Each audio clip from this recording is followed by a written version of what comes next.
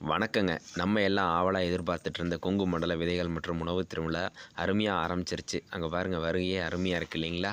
ரொம்ப அருமையான ஒரு விஷயம். என்ன ரொம்ப முக்கியமான விஷயம் அப்டின்னா, நாளைய தலைமுறையான இளைய தலைமுறைகள் வந்து பார்த்தோம் அப்டின்னா, இங்க பிரதான பார்வையாளர்களா வந்துட்டுருக்காங்க. நெறைய பள்ளிக்கூடங்க, நெறைய பள்ளிக்கூடம்.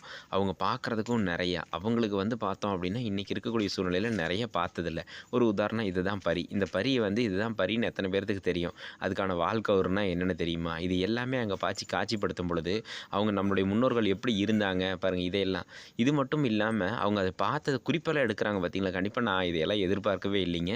மக்கள் வந்து பார்த்தோம் அப்படின்னா, அதுவும் மாணாக்கர்கள் வந்து பார்த்தீங்க அப்படின்னா, அந்த குறிப்பெடுத்து, "நான் இதெல்லாம் பார்த்தேன், நீ இதெல்லாம் பார்க்கலையா? நான் போய் மறுபடியும் பார்க்குறேன்னு" பேசிட்டு இருக்கும்போது ரொம்ப அருமையா இருக்கு. அது இல்லைங்க, "பங்கி தின்னால் பசி ஆறும்" அப்படிங்கிற மாரி இயற்கை உணவ ரொம்ப அருமையா பங்கி சாப்பிட்டு, எல்லாம் ரொம்ப அருமையா சாப்பிட்டுருந்தாங்க. இது மட்டுமா? இல்ல, இல்ல. நீராபானத்தையும் வந்து பார்த்தோம் அப்படின்னா, நானும் குடிக்கிறேன், நீயும் குடிக்கிறேன். என்ன ஒரு அவங்களுக்குள்ளார ஒரு ஒற்றுமைன்னு பாருங்க. அது மட்டும் இல்லைங்க, விழால நாங்களும் ஒரு அங்கம் அப்படின்னு கிராமப்புறத்து பாட்டுகளுக்கெல்லாமே மாணாக்கர்கள் ஆடுற ஆட்டம் என்ன, ரொம்ப அற்புதமான அவங்களும் இதில ஒரு பங்கு எடுத்து பண்ணும்போது, கண்டிப்பா நமக்கு நாளைய தலைமுறை அருமையான தலைமுறையா வரும். இன்னும் ஒரே ஒரு நாள் தான் இருக்கு. நீங்களும் எல்லாரும் வந்து குடும்பத்தோட இளைய தலைமுறையோட வாங்க.